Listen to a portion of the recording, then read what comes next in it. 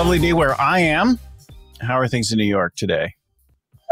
Dreary is the word I think you'd use to describe it. The sun is shining. It's like 70 something degrees. I've just been Good for you. Walking around the block, a little after lunch blood movement going. We had like a 5-day stretch in New York of that, and then now we're in the 5-day rain stretch. Intervals. Nice. We're talking today all about how the right habits, the right routines can let you really focus on and grow your business. Hey, everyone. My name is Bill Gallagher, scaling coach, host of the show. You'll find hundreds of our other episodes on leadership and scaling up at scalingcoach.com. Also, all the downloads of the tools, references, links that our guests talk about, everything there and more at scalingcoach.com. So this is one of our Getting Real episodes, and these are all about how our leadership is shaped over time by the growth of the business, the kinds of lucky breaks we've had, how we've handled the breakdowns, the things that have frightened us, embarrassed us, the regrets that we have, and where we're growing, what we're dealing with as leaders in the business. This episode is sponsored by the Bay Area Entrepreneurs Organization Chapters. That's a mouthful. Commonly known as EO, our member-led organization is the best place for entrepreneurs to find peers, to connect and learn and grow with. And I'm proud to have been a member and leader in the organization for 21 years now with several different companies. EO members are supported and connected to about 14,000 around the whole wide world, giving them access to a world and a community of entrepreneurship. If you'd like more information or to apply for membership, go to eonetwork.org. So listen in now as we talk to Kait LeDonne, about her experience and in one of our programs, growing her business and that kind of thing. So welcome to the show, Kait. So happy to Thank have you. Thanks for having me. So as we pointed out, you're in New York. I'm on the West Coast. Our listeners should know that she's the founder of Brandwise Media, a personal branding agency, something that I've been thinking a lot about lately, which builds executive and author personal brands using content marketing strategies, social media. And she's written a book, Traction Magnet, 7 Insider Secrets the world's biggest brands use to attract customers who can't wait to buy from them. I have to breathe after that title. And is regularly featured national, international publications, commentator, and so all-around expert in building your personal brand, especially for authors and public figures and that kind of thing. And she's also built a course, the Influence Academy, around building your LinkedIn influence and taken over 100 executives through that program. So did I get the world of it? You got it. You got the world of it. I mean, ask me on a day-to-day basis. There's a million more details as any business owner would have you know. But yeah, you got it. Why this business? Why did you start this business, get involved in this? I'm going to make a longer story shorter, or attempt to. I had... Oh, no, it's a show. Phil, go long. Go long? Okay, great. Buckle up, everybody. Get ready. I started in corporate brand marketing. I was really helping local businesses in Baltimore, is where I started the company, build up their corporate brand. And around about that time, I was just consulting with it. My cousin, who ran a venture capital fund and successfully exited her business after she sold it, of all things, decided to enter into medical marijuana. And it was interesting. And Bill, maybe less interesting if you're in California and it had kind of been around for a while, but in Maryland, it was a newer thing. And the best part of it was she's going to kill me for this, like later 50s, close to 60s at the time. And so she had spent her whole life telling her kids not to touch, cannabis. And then all of a sudden invested in cannabis. And she called me one day and said, I don't know where you are on this, but do you want to brand the dispensary and all the other businesses? And I was like, yeah, let's go. Let's do this. And so I started to brand Greenhouse Wellness and then Blasiva and then a few other of the brands in the cannabis sphere. And I sat down with her and her business partner, she was a retired engineer and venture capitalist. Her business partner was a retired OBGYN. And I said, we have this corporate brand, but I think you all are really missing out on a personal brand opportunity here. Your story is hilarious. You're two mothers with, grown children who never touched the stuff. always advocated not touching this stuff. And so much of the brand ethos we created was to build a clinical setting where you'd feel comfortable taking mom into a cannabis dispensary to help with her cancer versus some seedy shop. And we're missing the opportunity if we don't build your personal brands around this. So we wrote a book, High Heels, How Two Women Found Their Footing in the Cannabis Industry. We built out their personal brands. They ended up on the Today Show. Titles too. That's a good. The team is really good. I cannot take credit for that, but it was good. And it was spelled Heels, Heals, double entendre, high heels, because it was all medical cannabis. So we did that. They ended up on the Today Show with Maria Shriver, and the website crashed because we got so much traffic. And so great, right? Everybody loves a crashing website due to so much traffic. So the publicity firm said to me, you're really good at this thing, like developing a platform for authors and executives. You should do it for other people. We have more clients. I said, no, I'm just doing this because I have a literal vested interest. It's my family's business. No thanks. Like, count me out. And then a few more executives came to me and asked for the same thing as they saw what I was doing on LinkedIn. And like any good entrepreneur, I was like, I'm an idiot if I miss a market opportunity here. There seems to be an intersection of market demand and what I'm pretty good at doing. And so I'm going to give it a go. And that's what I did. And it has grown crazy since, because a lot of people have personal branding on the mind. A lot of people. And even if you should if you don't. Yes, you should if you don't. There are stats that back that up.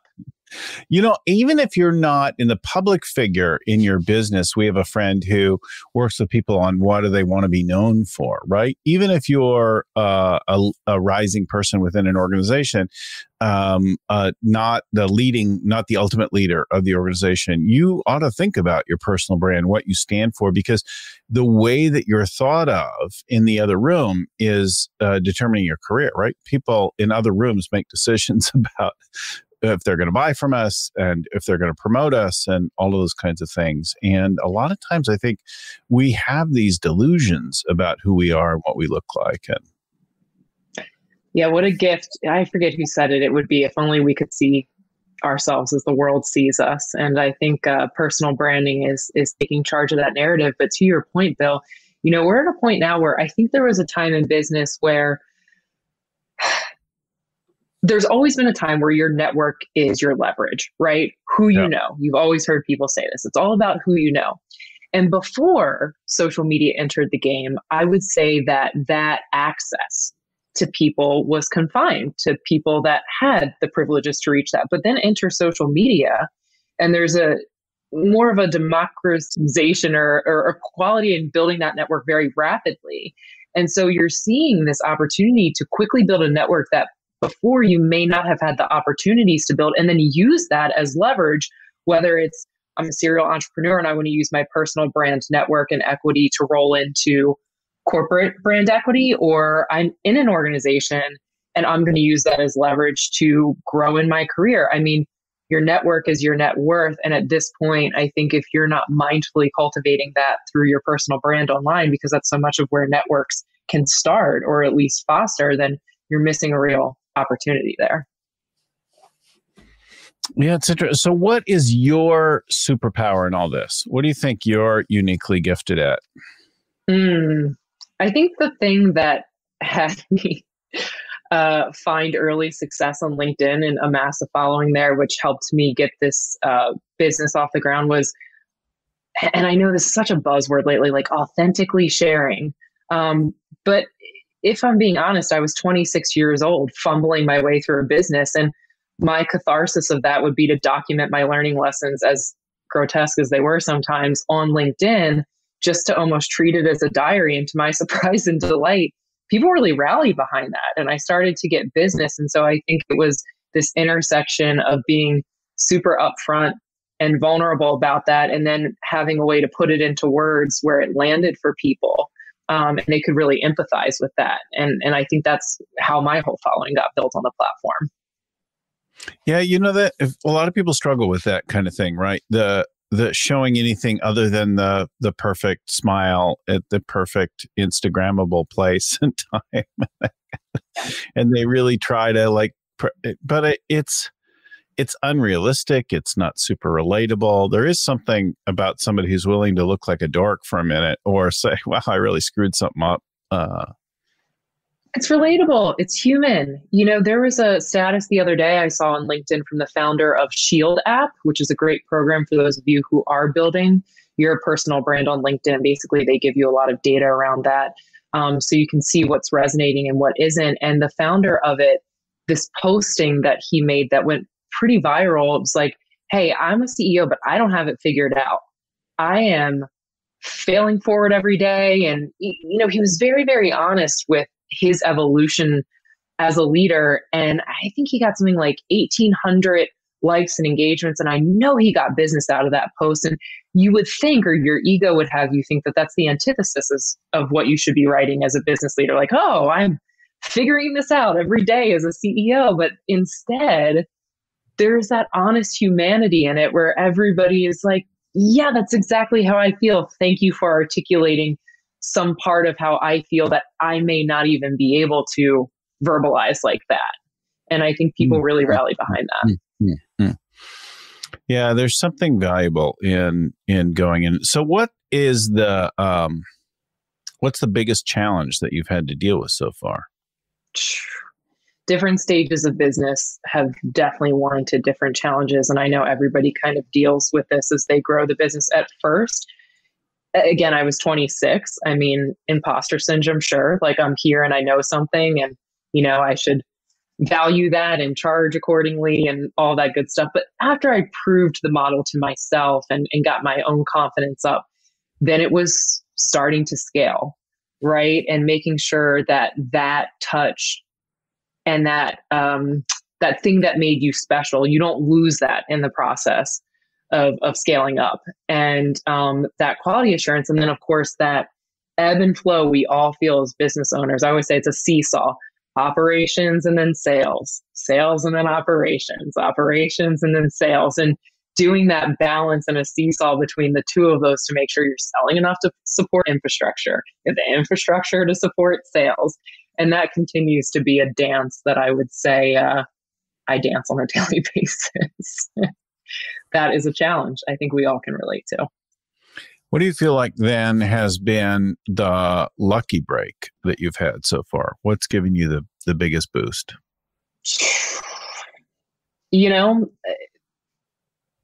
Access to people through relationships I've built, but it's tough, right? I struggle to say that that's lucky because I went about them very mindfully. I'm lucky in that our clients are amazing experts at what they do. So I don't have to, make it up for them. I just have to channel it in a really great way. But, I would say getting involved with my cousin's business and learning from somebody who was in venture and had a mind towards scaling businesses and being able to be given a chance and have that much weight in my thoughts around their personal brand and the cannabis brand to lift it up to what it was. I mean, that was extremely lucky. I was very fortunate to have and privileged to have that relationship in my life, and somebody who says, I'm going to put all this trust in you as a younger person to really elevate the brand. And I think that gave me the platform and the chutzpah to do everything else. Yeah, it's funny. So this is definitely a growth industry, no matter whether you're in distribution or growing. That's definitely on the rise now. We've seen it's gone from medical marijuana to recreational marijuana in California and in many places across the U.S. It's just becoming more normal that people would feel comfortable and not be weird about it. But of course, when I was a kid, it was like this sort of illicit thing. Hey, do you party? Yeah. Hey, are you cool? Yeah, that's right. Yeah. It's, America doesn't agree on much these days, but I will say, I think that's like one of the very few bipartisan topics. Everybody's like, just legalize it. Like, what are we doing? I think there's more and more. It's definitely becoming, there's less stigma of it. But we've seen quite a bit of personal brands growing. I know some of the people that I work with and around, I see celebrities launching personal brands in or lending their name to cannabis brands now. And that tie-in with celebrities. In fact, we've got a friend, I should have him on sometime, has developed, let him tell his stories firsthand, has developed quite a few celebrity brand tie-ins where they get somebody to lend their name to something and they pull in something that's really cool. And I don't know which of those I can share, so I'm going to keep my mouth shut for right now, but we'll have that one back on.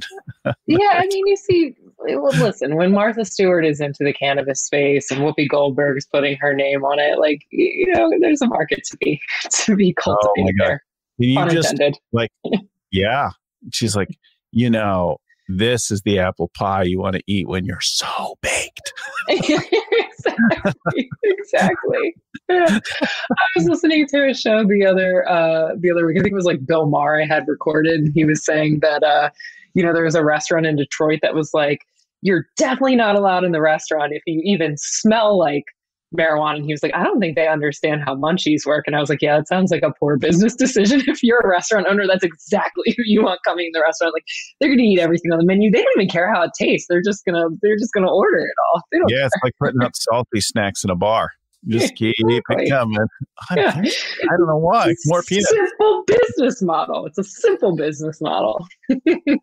So we're going to talk about the EO Accelerator program in a minute, where we first met and connected. We're getting a chance to talk in depth more here, but scaling up and the scaling up content has been part of this program to help companies get started or get through the first stage of growth around the world. And we want to talk about that. But before we get into that, or maybe as a segue into that, what do you feel like has been your sort of biggest mistake or regret? What have you screwed up the worst so far? Yeah. You said you're good at so let's hear it. Yeah, no, many things, that's for sure. I think not building a team sooner. I think that there's a point there, especially as a consultant, where I thought I'm going to make a good high income living for myself and grow this and keep expenses down. But what you realize, or at least what I realized over time, is I'd rather make 1% on 100 people's efforts and mind share than 100% on one's. Because at any point, like, I could get taken out. I'm always going to be limited in terms of my capacity. And I thought that would give me freedom, right? Like, I don't have a team to watch over and I don't have to answer to anybody. And I'm sick of this corporate stuff. And what you realize, or what I did, was it was lonely. And there was so much of that, those peaks and valleys of entrepreneurship, I didn't have to weather on my own and carry on my own without having the support and the value of a team. And so for me, I would say I'm very fortunate to have found community and to now have a team of 10, 11, including myself. But before that, it was a lonely slog and it was a slower thing. And I came to things slower because when you're in the middle of it alone, you're usually only afforded to look at it from your perspective. Right. So I would have built it so much sooner. It comes with its own unique challenges. Don't get me wrong, but I would have built it so much sooner. Yeah, it's interesting. So as I looked at your notes and that stuff and getting ready, I was struck by how you've worked through a variety of things in the Accelerator program, but that embracing the framework, the structures, the habits, the meeting habits. So when you do the Accelerator program, you get learning in quarterly, you get planning in quarterly, you get some monthly accountability and support structure. And now you've got some of those basics, and then it's kind of up to you to do a weekly meeting and daily huddles and that kind of thing. Talk about what you've learned in the program and how you've applied it. Oh, man. At the risk of this just being the ultimate plug, because it is. So first and foremost, yeah, like, give me the goods. First and foremost, Accelerator was the impetus for me to cultivate a team. Like, I came into it, I had the online course and I was generating enough revenue to hit the revenue limit where you needed to enter EOA, right? And I had a lot of the Entrepreneur Organization Accelerator program. I had a lot of friends who were in EO that were like, they identified something in me and thought it would be a good program. I came into it, and when I realized through the 4 different pillars, what I realized is I couldn't scale it without people. And so I became dogged about the platforms and the pillars. And within 2 years, I've grown it like 4 times over. But it was because, especially in the people day, again, going back to my biggest mistake, I was sitting there as a solopreneur at the time who was in EOA and thinking, I don't have people. Like all these entrepreneurs are going back to talk this over with their people. Like, you're looking at the people right here. And so I really started to just get passionate about that. And the meeting format, especially daily huddle, every single day, all 10 of us run through, win from yesterday, core value shout out, priority today, help needed, and the KPI you're in charge of. And we have a remote team, and it's been remote before the pandemic even started, but I would say we're more in sync than teams that are in the same office together because we're KPI driven, we're performance driven, and we have those meeting cadences that keep us all aligned on what really matters and the data that really matters in the organization. Yeah, I love that. All of those things work together well, and then you can focus on more. I think, managing people, getting people aligned, pulling in the same direction, wrangling them, that's the thing that people worry about, right? And then the overhead, if business goes up or down, they worry about having to either let them go or having to come up with the money to keep them. So there's a great deal of anxiety about that. And people start then hatching businesses that they can do on their own, but that keeps them inherently small, makes them grow. Or you've just created sort of a job. Instead of having one boss, now you have however many customers you have as your boss. And you're at the whim of up and down, and you're continually aware of that you're really on your own, trying to convince somebody to work with you. But you don't feel like a company, you feel like a person. And maybe at some point in your life, you will have sufficient confidence and security and stuff to pull that off. It's certainly easier for me to be a more visible piece of the company today than I once was. But but that wasn't me at 20 or 30 even, right? It was a very hard thing at that age to be that. Yeah. So in the end, then, what do you find yourself grateful for? Truly, the team. We have together weathered and innovated so many different scaling hurdles. And I just look back on where I was, truly 2 years ago, I didn't have a team. I had like another person who's now my ops director, kind of in a fractional capacity. And to see how we pulled together and really look at challenges as opportunities to innovate and get the perspective of so many different people. I'm so grateful. And then there's also that part, Bill, where you reframe that. So I was scared is not even accurate. Petrified to be responsible for somebody's livelihood. Right. And I think I'm like one of the only people on the team that doesn't have kids. So not just like their livelihood, like little people's livelihood who I don't know, but like if I'm selling or running this business, right, it affects whether they have a good life. And there was a point where it clicked for me that was either going to be petrifying and keep me small, or was going to be the greatest opportunity I ever had. Mm-hmm. And I'm grateful to have the opportunity to be able to contribute to people's lives like that. Even if at times it's challenging managing people, I would say there's no greater source of fulfillment than knowing that the work that I'm doing as an entrepreneur is allowing other people to step into that and be compensated and feel great about the work that they do. So I, eternally grateful for that.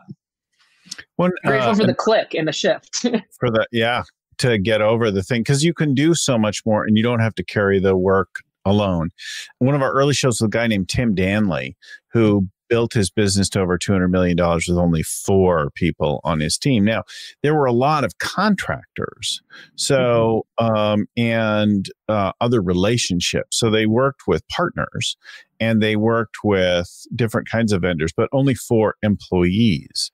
And so you could be clever with it. We have people that do our bookkeeping and invoicing. We have people that work on our website, that produce our podcast, that do a lot of other things for the company. And there's only 2 core people. And then we have contractors who do sub work for us in special areas that we don't do much of. So we can draw on a big range pretty flexibly as a result of that. But it doesn't mean that they necessarily have to be employees to be team members. But there's no question about the guys who are doing our web stuff that they are part of our team. Like, we don't call other people or show up every job. They're the people, right? That's right. And I think that's a big part of also, EOA is like, I mean, most of my people were 1099s. We've now gone through W-2 conversions and are doing that to really go to the next phase of the company. But most of them were. And the thing that banded us all together, I mean, certainly vision and mission, but the embodiment of those values every day.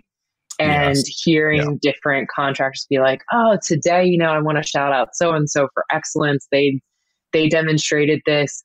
It was like, I mean, I had other business owners telling me like, I can't even build a culture like this with my W-2s who I've had for, years. And you figured this out pretty quickly. I'm like, no. It's the lived values. And again, those frameworks for getting people to share them and build them together that a W-2 status doesn't determine that like a shared value does, in my experience. I've seen contractors so passionate about building a business with you if the vision and the values are clear and lived every single day, in a way that I've seen W-2 folks not get behind that. So I completely agree with you.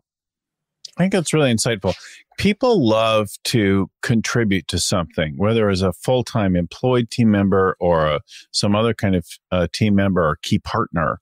When something stands for something, when you have purpose, values, when you're working towards a BHAG, when you have brand promises the world can count on, and you're not just, well, we do anything people pay us for kind of a business, right? Yeah. Yeah. Although I did go through that iteration of the business too. It was an interesting sandbox. I don't recommend staying there for long. Like at some point we're all like, who am I? What do people really want from me? Who's going to pay me for this? Who actually likes what I do? Right. Yeah. There's always, and that can show up at any stage of your career or business when you're going along and you're like, yeah, but who are we really? And I have worked with companies over 500 million who have trouble narrowing down and saying, okay, we work for this kind of company and not this kind of company. This is our customer and not this. This is what we do. This is what we don't do. And that takes a great deal of discipline, especially when somebody's like, hey, I need help. Here's $1 million or 10 million or $100 million. You're like, oh, okay, I'll do it. Whatever you want. There can be that kind of temptation. I've almost always regretted that. Speaking of regrets, it was the things that again, value alignment and kind of like that core feeling of, I don't think this is where I want to be wading into, but then the money is there. And every single time, Bill, I'm like, damn it, I should have just lived by those values. Like, I knew it. This came back to bite me. I'm not going to do it again. Yeah. We spent some time in our last business many years ago getting into the federated stores, Macy's and the others, with our fashion brand. And it was worth a lot of money and a potential to scale quite a bit more. But during the handshaking, that the initial like setting up the interaction between our purchasing systems and distribution, shipment and all that kind of stuff, and getting the first goods set up and sold, every step, it was like really, really hard. It was taking a long time. And every step of the way was like fused with this like irritating, pushy, nasty edge. And at some point I got on a call with the main buyer to say, listen, could you help us out? We're having trouble with the other part of the business, like getting the thing. I know you seem excited about our brand. And she was nasty with me. And I said, maybe we shouldn't be doing this. And I didn't plan to do it. It was very much in the moment. And I was actually in that moment, it wasn't a clear thought, but I think that I thought that she might like, that might flip and she might say, no, we're going to help you. Like, don't stress. Like, And she was kind of like, well, this is how it is. Just get used to it. And I was like, wow, maybe we should. Yeah, maybe we shouldn't. Let's stop this. And she was first stunned and then really irritated with me because they'd also invested some time, like in getting this up, but they were so used to and expecting that people with so much money hanging out there were going to just do anything and suck up any amount of pain and punishment. I was like, forget it. Life is short. This is not a fit for our brand. And it was a really weird feeling for sure. I was a little like, what have I done? And the sales rep who built the relationship was livid. But I felt actually really great. And with time, I felt better and better about, I walked away. I dodged a bullet there from a nasty partner. I mean, I think that comes down to having integrity as a business owner. And again, like knowing what values you want to live by and how you constitute success, right? Like, there's a certain point where I'm like, I'm quite happy to grow a business of X size.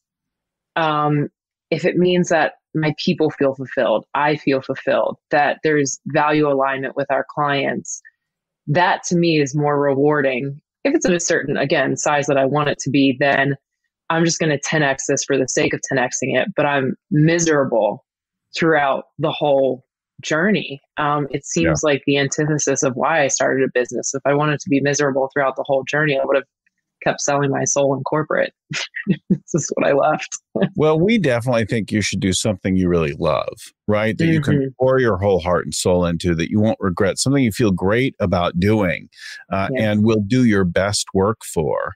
And that you can have some fun in the process. But fun isn't critical to everyone. It's one of our brand values. Our first one is courageous authenticity, like really sharing yourself in a raw, powerful way. And the last one is to have a little laughter. So we'd like to make you cry and make you laugh, I think. As you've done before with me, Bill. As you've done, as I shared earlier on in this call. Not today, right? Not today. Bill led a really great learning session for my EOA group, and this was right at the beginning of COVID, and man, it was like it was one of the most formative EOA learning days I had, and it's because we all had just gotten rocked with lockdown, and it was, I was talking about isolation. I was isolated in my apartment in Brooklyn, and to be able to be very authentic and just cry and be like, man, this shit is hard. I am staring at the walls, grinding through this business and not even having, and I'm terrified to go outside. Like, I don't know. It's New York. This was in the height of New York. We didn't know in those days. And there were people in hospitals who were overflowing. And oh yeah. I mean, I saw refrigerator trucks walking down the street. It was terrifying. It was absolutely terrifying.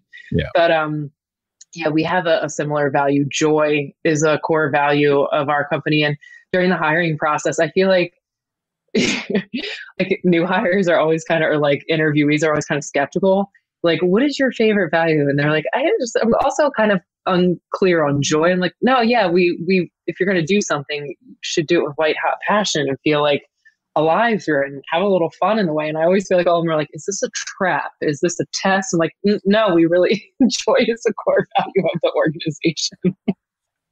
Yeah. Yes. Nicely done. Talk to us a little bit about, you talk about balancing the marketing, the sales side with the process side. What core processes have you identified, or are you working on managing all the time? Or maybe just talk a little bit about how you do what you do. So first things first, I am very clear on who I am and who I am not. And so I am passionate. I love the big picture. I love to sell. Like, that's me. I am not great at process. I hate the details, but I know that about myself. And so very early on, I found, I wouldn't have called her this at the time, but through learning and reading books like Traction and Scaling Up, I realized I've got myself an integrator here. And so I think the pivotal first step is finding somebody who comes alive in process development, and like project management is their thing and they're like fired up about it. I think listen, I respect it. Like, let's build processes. Like, oh God, I want to go sell something or talk about something. So I think that was fundamental, but then getting clear on, boiling it down in simplicity. Like, just because something is simple does not mean it is easy. And I think we've gone through more iterations of the business of shedding what isn't useful and boiling it down into now a 5-step process we call the personal brand build system. And I think even putting a name to it and outlining that has increased not only the clarity for our people and clients, but also the value of the organization. And without that systematized and documented, we'd be a mess. I mean, the wheels would have came off long ago. We wouldn't have been able to grow at the height and hyper rate of growth that we have. Yeah, nice. Yeah, I think there's something valuable about separating that and figuring out which part of the business you should focus on, right? We've just done the People Day. That's right. Group heading into execution next for all the folks. So you'll be working on core processes and identifying those and learning about process mapping again as we come up. When you have clarity around it, it gets fun. And I know where my part of the process is, which is I hated numbers. I'm a creative person and personal branding, things like that. And then when I really understood how processes would drive numbers and metrics that mattered in the business, then it becomes like a game, right? Yeah. You get to play chess a little bit and it becomes fun instead of daunting. But processes allow that data to be clean and clear and everybody to be clear on what they're looking at. And so it's really hard to see that if you don't have the processes, in my experience, to lead to that data. And you can't make what you can't measure, right? Like it's very fundamental you have that down. So let's talk about what you're working on now. What are you working on and what's your do you have a BHAG or what's the big goal that you have in mind now? Yeah, we find ourselves at a very interesting part of usually a triangulation of teams. So especially with nonfiction business authors, we're working alongside a publishing firm, right? Think like your HarperCollins, your Penguins, like things like that. Yeah. And then a publicist. And I would say what both of those two teams don't usually have is like platform development and digital growth. And so my BHAG, if I may be so audacious to say it to the external world, because I've only said it internal, is like, I want to get a point to this is so patented and processed and replicatable that we can then, be absorbed by a larger publishing house that realizes, oh, this is makes more sense to bring it in-house than keep outsourcing it to partners. So certainly, I mean, if you're telling like my retirement plan might be that or something, but certainly to become the go-to with the big publishers is the BHAG. And even clarifying that, I would say we're well on our way where if you could name it and point towards it, I'm starting to see traction on that BHAG way faster than I would have seen without actually putting it out there and getting the team to get excited about it and like, oh, I have a connection at Penguin. Like maybe, we can talk. And it's like, great, everybody should be excited about this. So yeah, that's the BHAG. Yeah. So then if that's the BHAG, then what's your challenge or what's the gap for you? What do you need a breakthrough in right now to hit that? What's hard for you? Profitability, Bill. I mean, truly, I think, we've just implemented Profit First. Got that from Cash Day. Love Mike McCallum. For those of you, who haven't read his book, you're missing out. So we're going through our first month of Profit First and allocations, which has been illuminating and eye-opening. And again, one of those things that you really start to realize in EOA, especially in Cash Day, is like revenue's super sexy sounding, and it's all great for your ego, but at the end of the day, like profit is the thing. And so I think as we grow quickly, it's again streamlining those processes and figure out what we need to bring and how we need to renegotiate things to achieve that So that's kind of, I think, what I'm saying when I go back. There's some work to be done on the business model. Mm-hmm. Yeah, for sure. Yep. Mm-hmm. That's our Q2. Pricing, maybe. Costs. I think it's costs. Uh-huh. Yeah. Okay. That I become, again, you get those KPIs down, folks, because you start to realize these things. You'll start to pinpoint them. And again, then they start to become less intimidating and more like, okay, I can I can do this. Like, I can play this game. Now I know the rules. I know the points. Now I'm going to play the game, if that makes really sense. Good. Well, okay. So some call-outs. I want to just tell folks, if they want to know more about your business, they'll find you at brandwisemedia.com, brandwisemedia.com. Yes. That's the one. That's the place to get. You'll find links to their socials and things there as well. And then some other shout outs, to, of course, to EO. The EO Accelerator program that we've been referencing is a program of the EO organization, one of the many programs to help entrepreneurs learn and grow. It's the program for earliest stage entrepreneurs. So most of our listeners are beyond it at this point, but it helps you to get over that first million, get your company going, and get moving from the startup stage then into the first part of the scaling up process. And our show is sponsored by the Bay Area Entrepreneur Chapters, the EO Entrepreneurs Organization chapters, a member-led organization, the best place to learn, connect, and grow with other entrepreneurs. And I'm proud to have been a member. I'll be the president of our local chapter next year. And I've been around the organization for 21 years now. So that's connected to the New York chapter. And I don't know, how many do we have in New York now? A lot, I think. Yeah, you do. You have a lot. So across countries, 14,000 members and around the world. If you want more information, go to eonetwork.org to get more information, or to just apply. And then somebody will follow up with you and talk to you about if it is in fact a fit for you or not. If you dug the show, then please share it with somebody else right now. Like, subscribe, all that kind of good stuff. We love your reviews and comments on iTunes. That probably does the most for us. If you want to do something beautiful to make my day, give us a full review there. You can also find us at scalingcoach.com, all the back catalog of the shows, the notes, the downloads, all that kind of stuff.